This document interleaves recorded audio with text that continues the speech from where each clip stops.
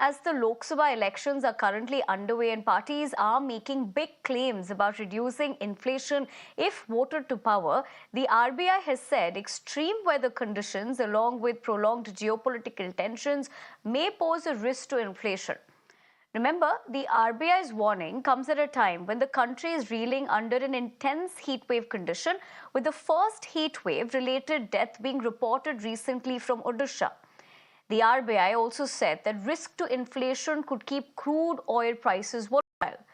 Remember, in March, the inflation had eased to 4.9% after averaging 5.1% in the preceding 2 months.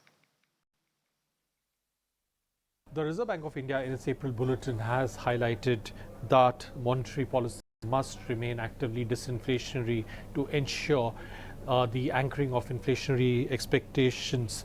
Now, the central bank has noted that the treasury yields and the mortgage rates are ticking up in the major economies, and this is as the expectations of interest rate cuts are being paired by the financial markets globally. If you look at India, the rate transmission has been stronger in the case of public sector bank than among the private sector peers. And one of the examples of this is that the increase in the deposits and lending rates was high in the case of the public sector banks. And this is even as the lending rates of public sector banks remain lower than the private sector banks.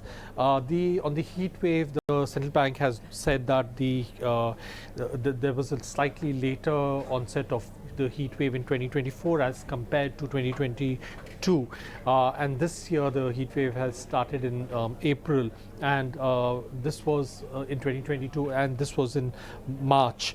The high frequency indicators in the economy continue to show a sustained demand conditions in March 2024. But the extreme weather conditions, they are a red flag and they pose a risk to inflation, and this is along with the prolonged geopolitical tensions, and that could keep the global oil prices volatile.